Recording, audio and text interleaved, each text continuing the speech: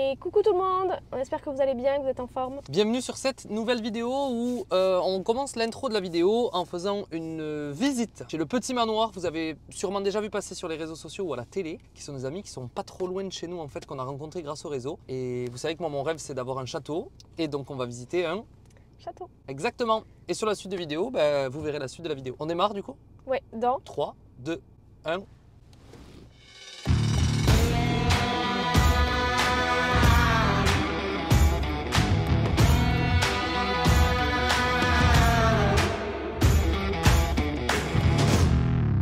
On est au manoir, c'est comme ça qu'on appelle ça. Le petit manoir. Le petit manoir, on a été gentiment invité à se faire un joli brunch à midi, ou ce matin, je ne sais même pas trop ce que c'était. Ouais, c'était quasiment un gros déj. Vous connaissez mon amour pour les châteaux et donc on est trop heureux d'avoir pu visiter ça. On a dit qu'on allait s'organiser une petite journée travaux au manoir, une petite journée travaux à la grange. Ouais, on passera vous voir, on donner un petit coup de main.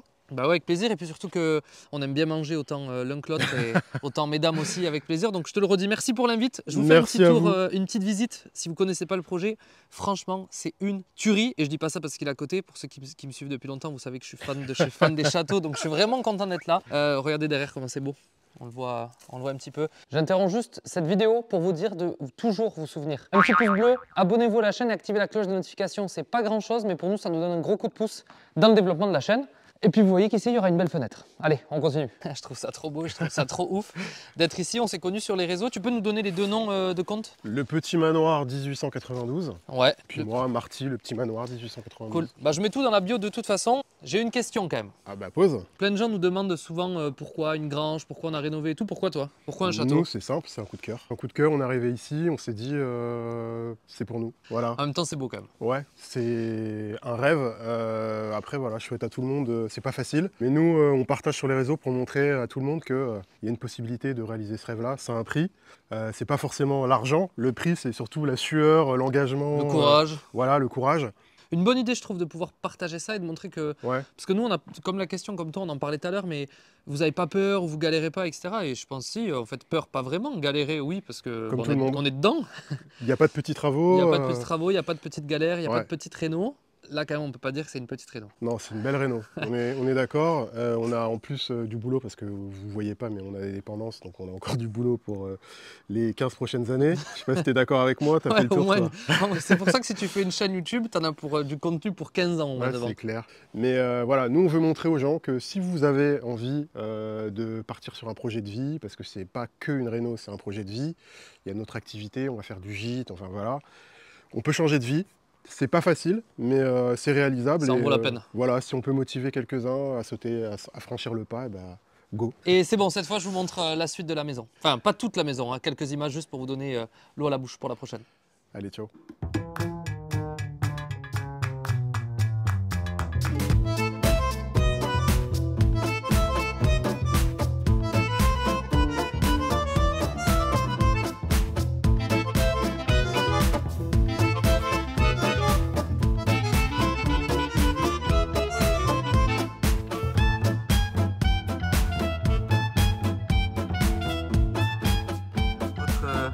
Votre meilleur sourire de réveil. Montre les 7 nains. Les 7 nains.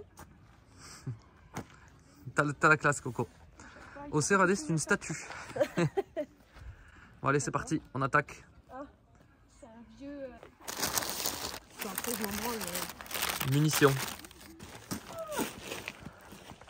Tu filmes le projet ou je suis même pas sûre de le mettre. Allez, on se déplace les sacs de ciment pour commencer, puisque aujourd'hui, c'est journée béton pour finir la plateforme. Mais voilà, des vrais chefs.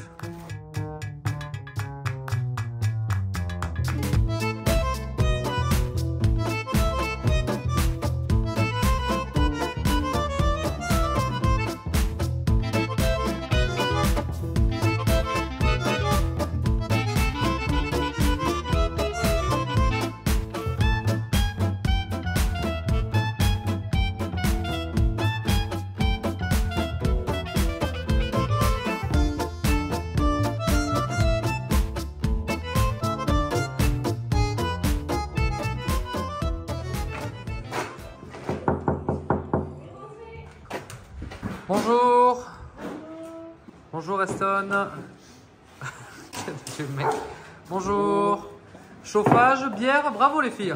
Ah non, c'est pas nous. Allez, arrête, va. Ça, dans la chambre, on n'est pas bien installé. Petite gamelle. Bref, repas prêt, bien installé. On mange dans la chambre. On est bon. Moi, je te mets dehors. Oh, dans la maison des secrets. Non merci. Il y a la vidéo, pas de bière. Non, en vrai non plus après. Voilà. Repas, béton du matin, c'est fait. La plateforme est terminée. Derek, Roger, mon oncle et mon père sont là pour manger à midi. Eux, ça avance à fond de leur côté. Et Roger est venu donner un coup de main avec Océane, comme d'hab, et Deb, pour avancer, pour finir la plateforme béton qui est terminée. J'ai pas de micro, vous le voyez bien, sur la suite de la vidéo, il y aura le micro. Mais là, pas de micro, je voulais pas tout salir et tout pourrir à table. Bon, du coup, j'explique. Pour la pose de la baguette, ce qu'on fait, c'est qu'on a mis du Sikaflex Evolution. Donc on le met avant, ensuite on met les baguettes. Ça permet de rattraper le niveau des poteaux qui n'étaient pas parfaitement, tout à fait parfaitement alignés. Comme ça, les baguettes tiennent. Et demain, quand je ferai mon enduit, j'aurai juste à m'aligner directement sur les baguettes qui seront bien solides et qui vont tenir. Je mets un plot partout et ça permettra de gagner du temps pour enduire les poteaux. Parce que l'étape suivante après l'enduit des poteaux, c'est, je sais que les gabions ça vous manque. J'ai remis le micro parce que là on se salit moins.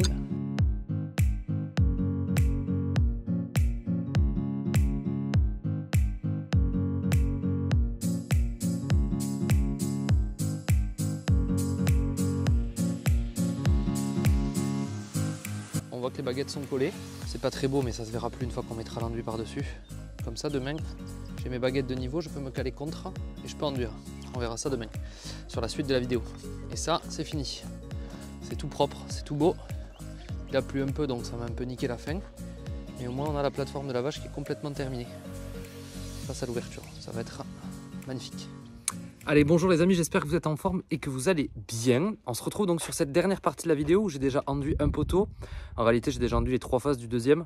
Mais j'avais trop froid pour vous montrer tout ça. Je vais vous montrer, j'ai travaillé de 2 façons et j'ai trouvé les méthodes petit à petit qui sont les mieux. Donc je vais le faire sur le dernier poteau et je vais vous le commenter et vous l'expliquer. Je vous mettrai quelques images d'intégration en parallèle. En tout cas, ce que je dois dire, c'est qu'on est passé donc avec VPI. C'est Lucas qui nous a envoyé de l'enduit. Je crois que c'est le 360 qui est un gris crème qui est magnifique.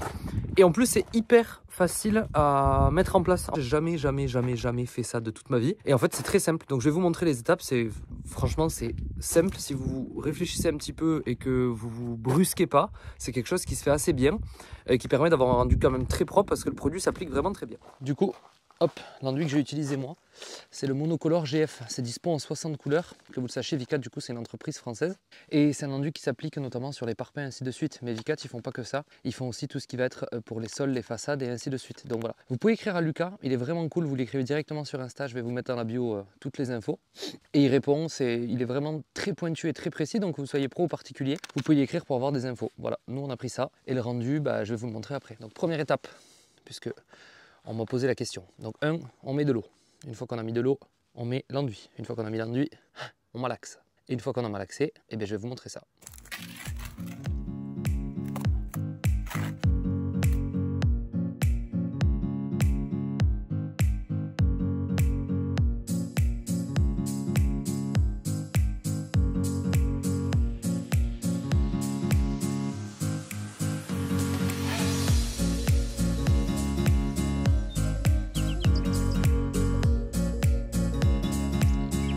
Alors, du coup, moi ce que je fais avant toute chose, j'humidifie le support.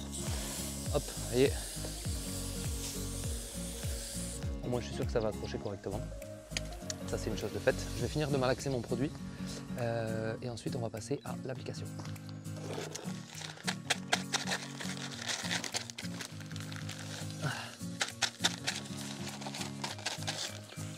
Donc pour cet enduit, on met environ entre 4 litres 8 et 5 litres 3 et après c'est à vous à doser au dosage selon ce que vous avez envie d'utiliser. Moi j'ai mis grosso modo 5 litres mais ça dépend vraiment, ça dépend de vous en fait. Voilà, et après c'est assez simple. Enduit sur le platoir. J'ai essayé plein de méthodes, j'ai essayé jeter, j'ai essayé plein de trucs et après donc je vous montre, c'est tout bête, je vais le faire sur celui-là. Normalement on commence du bas mais là c'est pour vous montrer pour la vidéo. Je colle comme ça, je fais ça et après je mets, je colle au mur, tac, et je tire.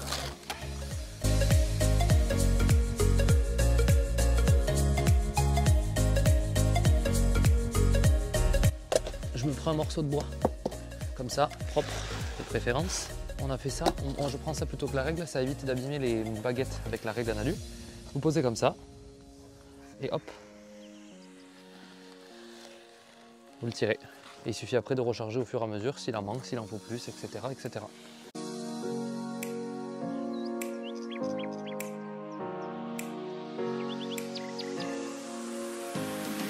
Ok, donc celui-là, il est fini. Donc en fait, j'avais plein de petits défauts comme sur l'autre. J'ai passé une éponge humide quand c'était en train de finir de sécher, ce qui permet d'avoir un rendu beaucoup plus lisse, beaucoup plus propre. Que ceux-là ne sont pas encore faits. Et il y a encore des petits défauts partout que je vais tout venir rattraper avec l'éponge. Et l'éponge, c'est tout simple. Vous attendez que ça tire suffisamment, vous humidifiez l'éponge et vous passez sur vos poteaux. Le rendu sera pas mal. Je vous rappelle que là, il y aura gabion ici et un mur de gabion ici. Allez, du coup, pour clôturer la partie poteau, éponge humide. Vous voyez, on vient gommer toutes les traces du bois direct. Quand il y a des petits, ici, il y a des petits trous.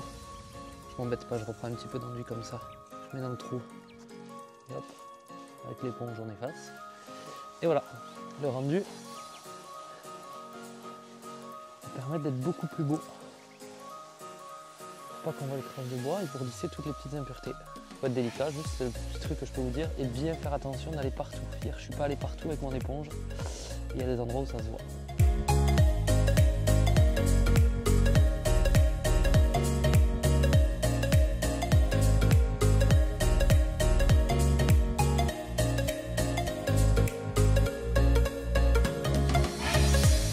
Et la bonne nouvelle qu'on a ici, c'est qu'on a lissé toute la dalle avec mon père pour qu'elle soit parfaitement lisse. On l'a tiré, etc., etc. Et à l'instant où on a fini, il a plu. Ce n'est pas une blague. À l'instant où on a fini de la tirer, il a plu. Donc on a une plateforme de lavage magnifique, effet pluie. Et c'est comme ça que s'achève cette vidéo. J'espère qu'elle vous a plu. J'ai essayé de vous montrer au mieux comment faire l'enduit des poteaux. On a filmé, on a fait la fin de la plateforme.